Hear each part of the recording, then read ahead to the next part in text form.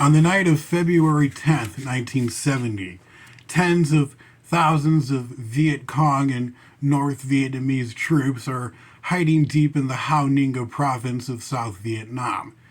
The night was silent and full of tension as both Vietnamese and American forces prepared for another round of brutal fighting. Suddenly, the silence is shattered by ear-piercing wails and foreboding funeral music emanating from the U.S. Army Fire Support Base Chamberlain.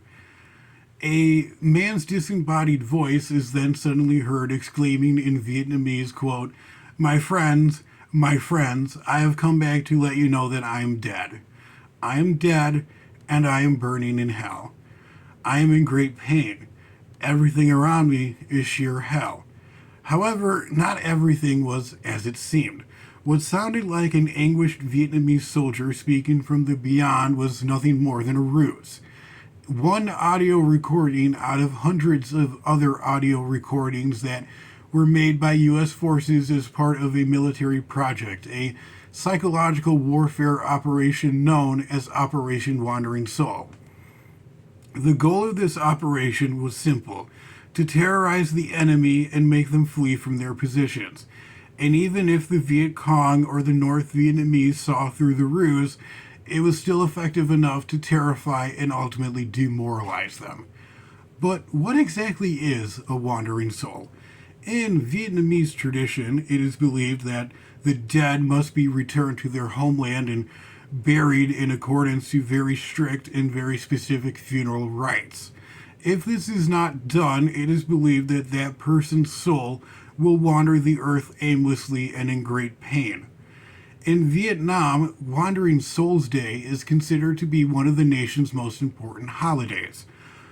On this day, offerings are presented to the departed and the deceased whose souls are said to visit the homes of the living every year on July 15th. It is also believed that praying for the souls of the sinful on this day will save them from eternal damnation. Decades after the end of the Vietnam War, the families of Viet Cong and North Vietnamese soldiers who had fallen in battle kept looking for their loved ones' remains to give them a proper burial. In order to do this, the body of the decedent is placed in a grave for a period of time until it becomes skeletonized. The body is then dug up and the bones are then cleaned and reburied in accordance to Buddhist tradition. However, the war and its consequences made adherence to this strict ritual very difficult. The Vietnamese government estimates that around 300,000 of its own soldiers still remain unaccounted for, and the inability to lay these people to rest properly resulted in a nationwide moral panic. However, the concept of the wandering soul intrigued the U.S. military throughout the war, not in terms of cultural studies or anthropology, but as the basis of a possible psychological warfare operation. This would not be the first time the U.S. military had used a paranormal, supernatural, or mythological concept as the basis for such an operation. During the 1950s in the Philippines, the U.S.-backed rebel forces and their CIA handlers would fake attack scenes and publish grisly stories about them in newspapers, blaming them on a vampire-like creature known as an aswang to terrify communist and Marxist guerrillas. And if such an operation was successfully carried out in the Philippines, why would it not be successful in Vietnam? At first, American propagandists used radio broadcasts and dropped leaflets over North Vietnam with messages such as, quote, "Comrades, demand that the Communist Party end its war of aggression in the South. Do not let any more lost souls join the great number of wandering souls who now roam the great war-torn country of the South." And in 1970, a top-secret U.S. military psychological warfare program attempted to use the concept of the wandering soul to harass and torment Viet Cong and North Vietnamese soldiers.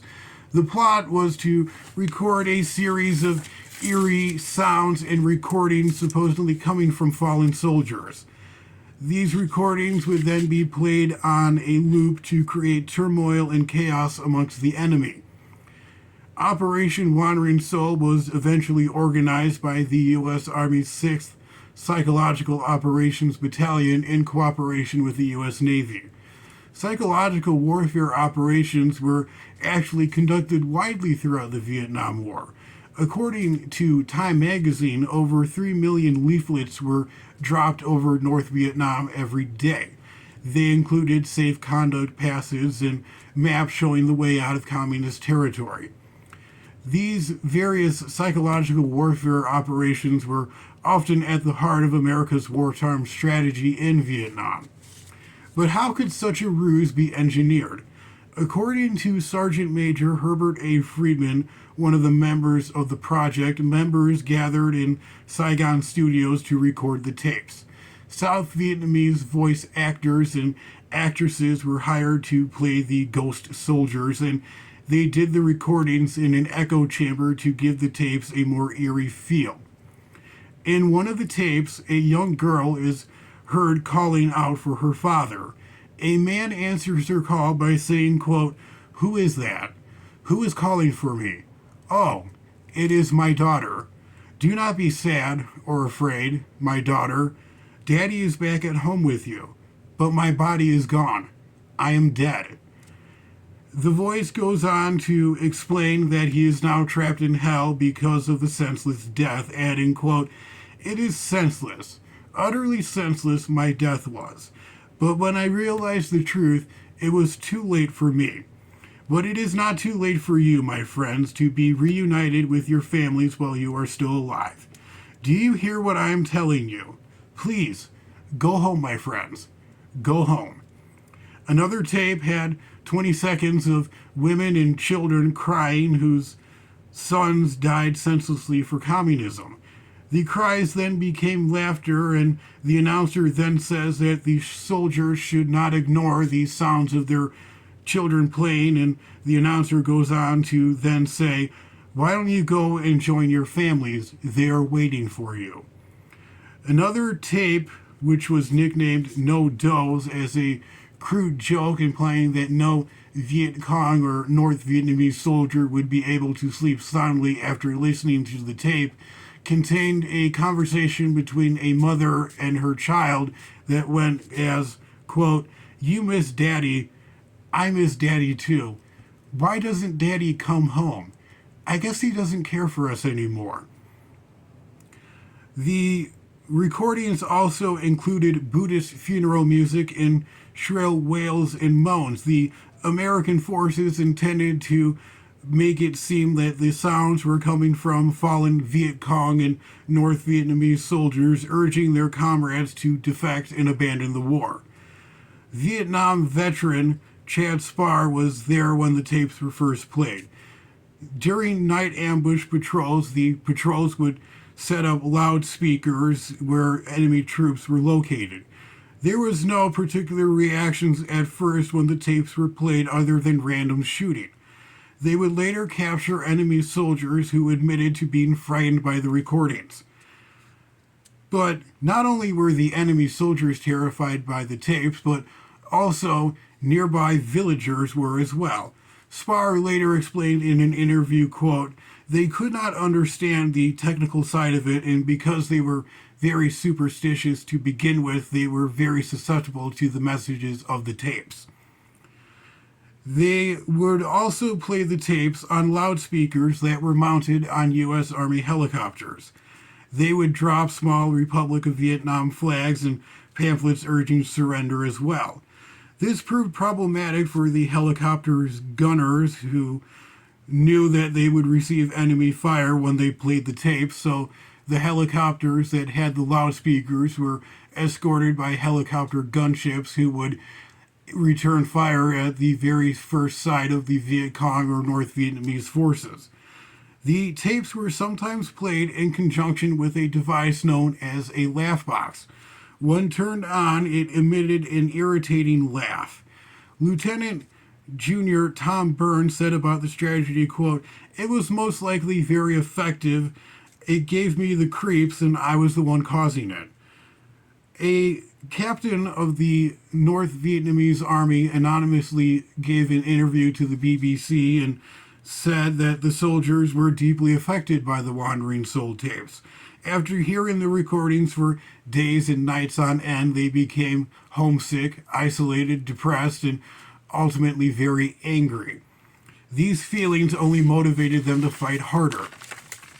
Like most psychological warfare operations, Operation Wandering Soul received its fair share of skepticism from the rest of the U.S. Army.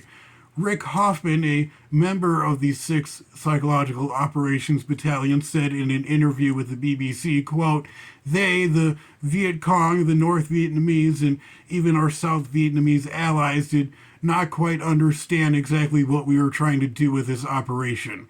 They saw us like some kind of magic show." The operation also provoked some unintended consequences. U.S. soldiers discovered that terrified farmers and villagers refused to work near where the tapes were broadcast from.